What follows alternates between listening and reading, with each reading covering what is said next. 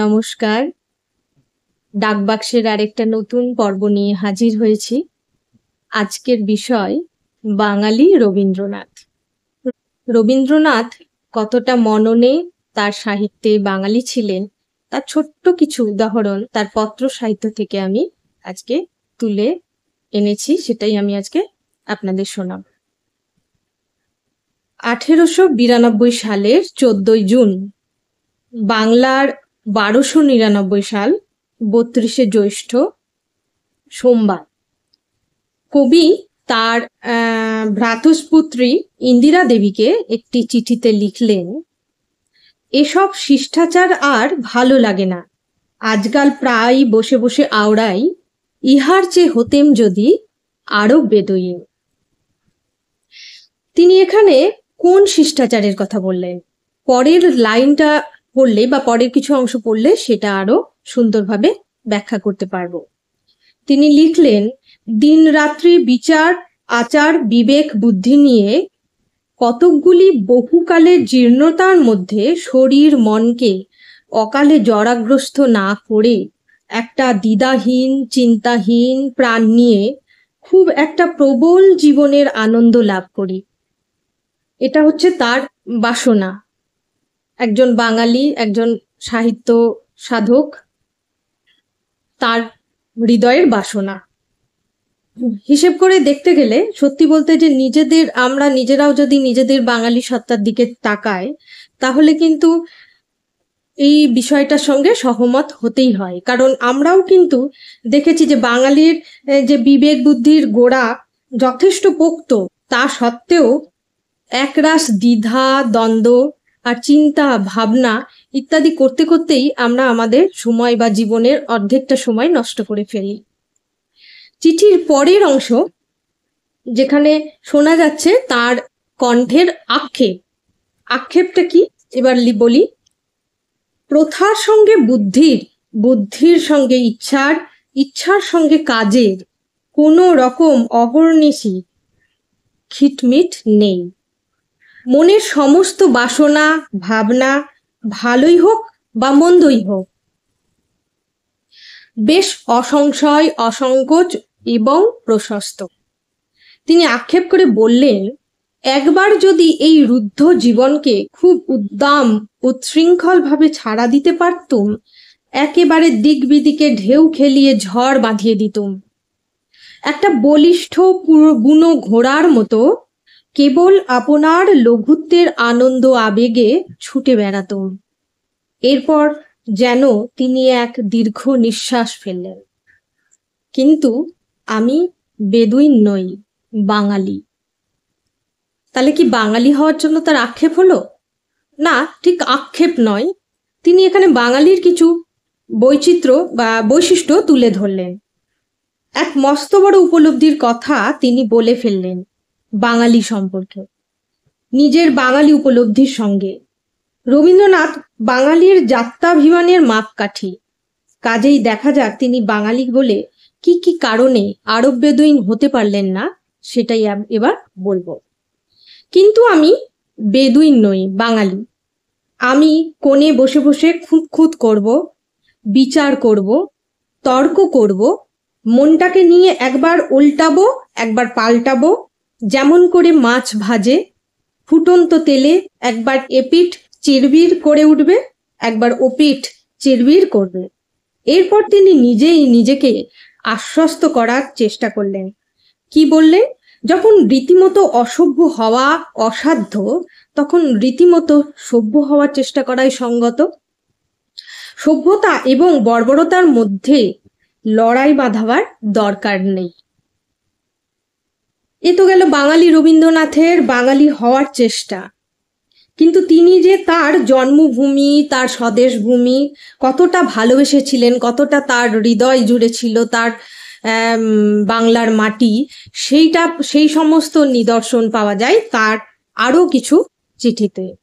1890 সাল অক্টোবরের 3 তারিখ তিনি লন্ডন থেকে একটা চিঠি লিখলেন ইন্দিরা দেবীকে। কি লিখলেন? এদেশে এসে আমাদের এই হতভাগ্য বেচারা ভারতভূমিকে সত্যি সত্যি আমার মা বলে মনে হয়। এদেশের মতো তার এত ক্ষমতা নেই, এত ঐশ্বর্য নেই, কিন্তু আমাদের ভালোবাসে।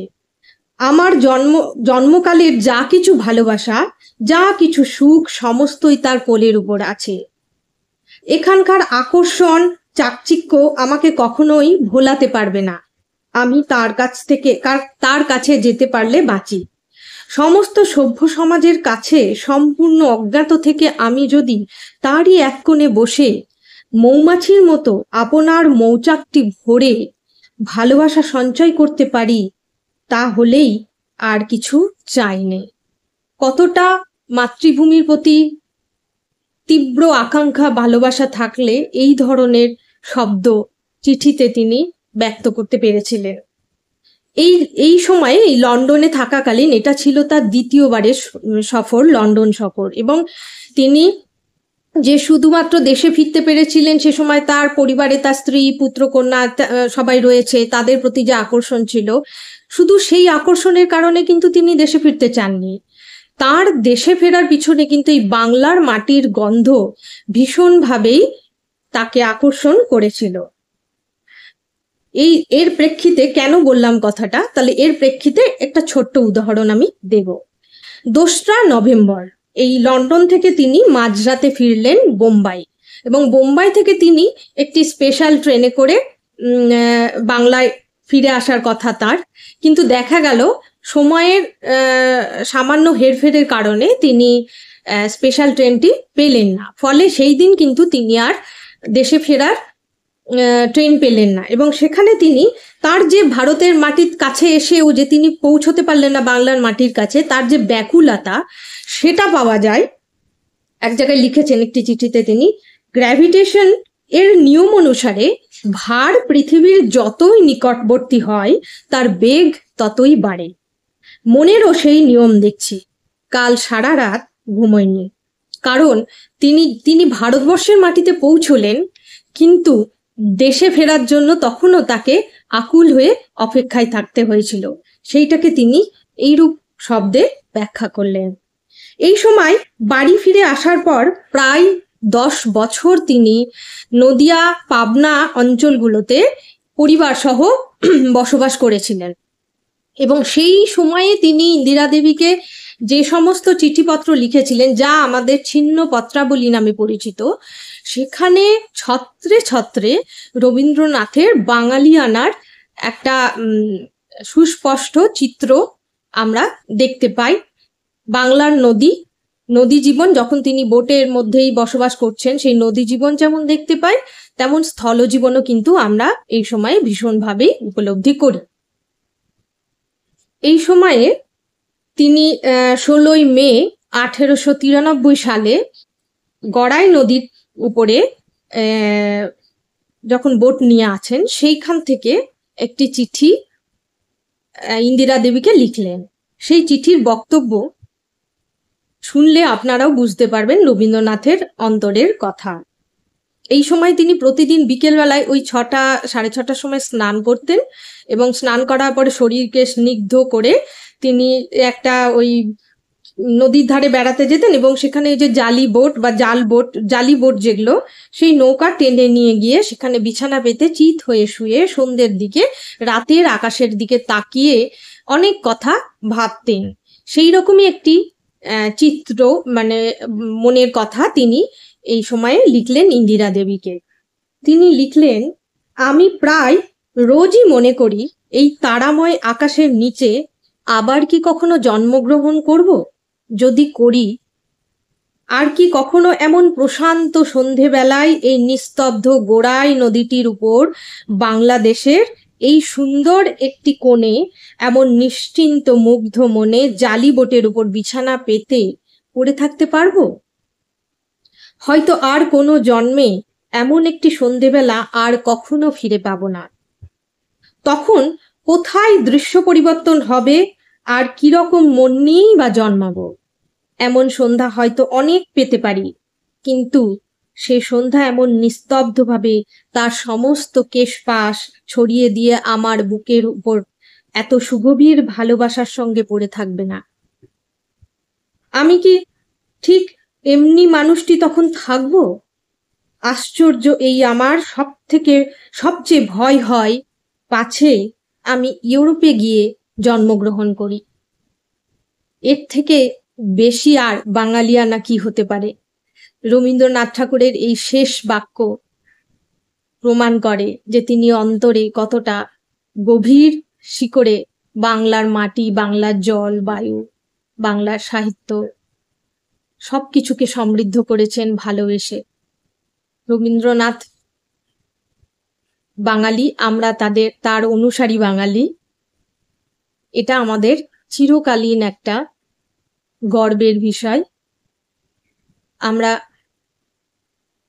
এখন রবীন্দ্রনাথ হয়তো সবার কাছে সমানভাবে গ্রহণযোগ্যতা পায়নি, এখনো তাকে রাজনৈতিক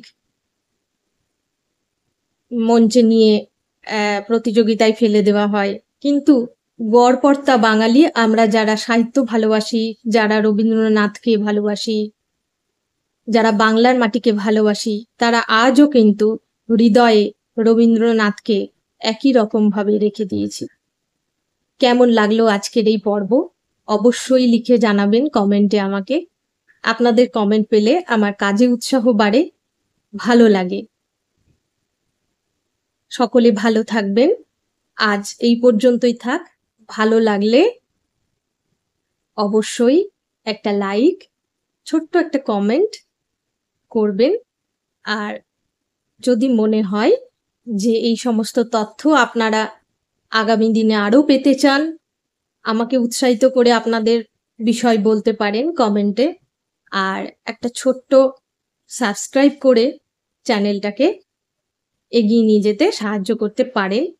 সম্পূর্ণ আপনাদের নিজস্ব সিদ্ধান্ত। সকলে ভালো থাকবেন।